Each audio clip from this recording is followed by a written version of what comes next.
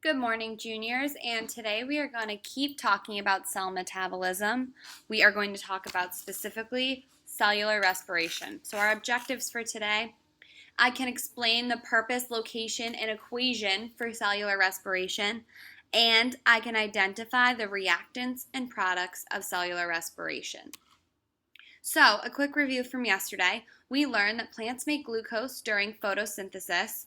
We know that animals consume food to get glucose, and when we were studying organelles, we learned that the mitochondria turns glucose into energy. But the big question is, what do the mitochondria actually do with all of that glucose? The answer is cellular respiration. Cellular respiration is the process of turning sugar into usable energy for cells. I'm going to pause so you can copy this down into your science notebooks. Remember, the red terms go on the left, the green definitions go on the right of your Cornell notes.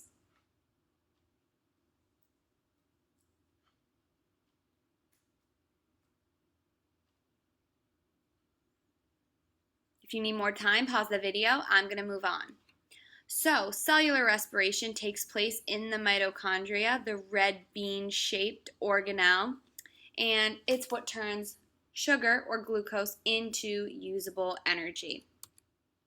So, just like yesterday, we're going to hear a little bit about what Tim and Moby have to say.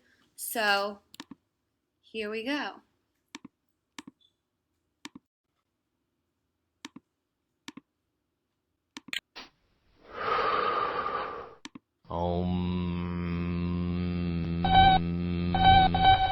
Do you mind? I'm trying to concentrate on my breathing here.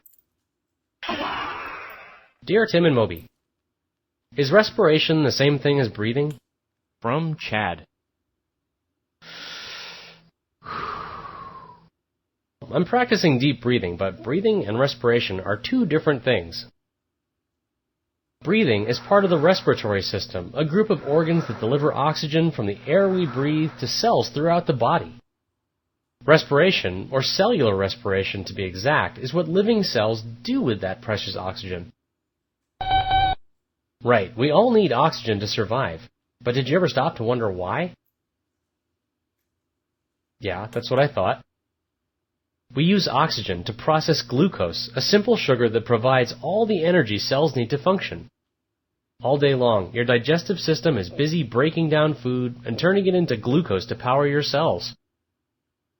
Glucose, along with oxygen from your lungs, is delivered to your cells through your bloodstream. Inside tiny cellular structures called mitochondria, these substances undergo a chemical reaction called respiration. When the reaction is complete, three things are left over: an energy-packed molecule called ATP, water, and the waste gas, carbon dioxide. Your cells expel the carbon dioxide into your blood, which carries it to your lungs. When you breathe out, you're exhaling this carbon dioxide. Carbon dioxide is a harmful waste.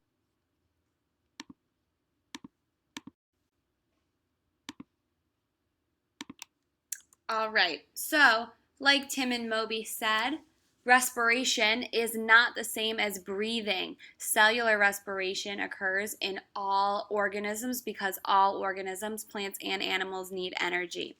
Right now, I need you to copy down the equation for cellular respiration, just like we did yesterday with photosynthesis.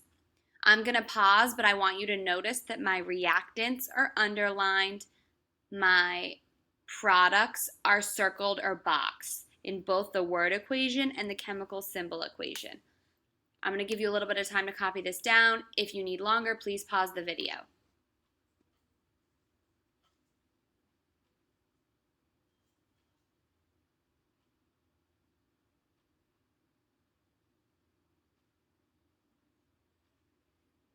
Okay, so glucose and oxygen, these are our reactants for cellular respiration. That's what needs to go in order for this reaction to occur. Our products are carbon dioxide, water, and energy in the form of ATP that we learned about yesterday. So, carbon dioxide, that's what we exhale. When we breathe out carbon dioxide. Water, energy and ATP. Those are our products. Down here, we have the chemical symbol equation. You need to get this down too. Remember, C6H12O2, that's just glucose. We learned that yesterday. O2 is oxygen. CO2 is carbon dioxide, H2O water, and ATP. But wait a second. Doesn't that equation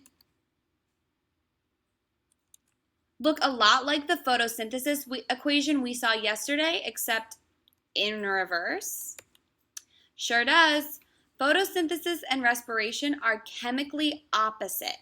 The products of photosynthesis are the reactants of respiration. Glucose, oxygen, carbon dioxide, and water cycle between photosynthesis and cellular respiration. Once again, I'll point this out because it's super important. The products of photosynthesis, glucose and oxygen, are the reactants of cellular respiration. The products of cellular respiration are the reactants of photosynthesis. So let's do some summarizing. We know that all cells need energy. We also know that all cells have mitochondria in order to convert glucose into energy. Yesterday we talked about how plants make their own glucose through photosynthesis using the sun's energy. And today we talked about what happens with all that glucose that they make. It gets converted into ATP through cellular respiration. Make sure you're going back through the video. You need all of those notes down in your science notebooks before moving on to guided practice.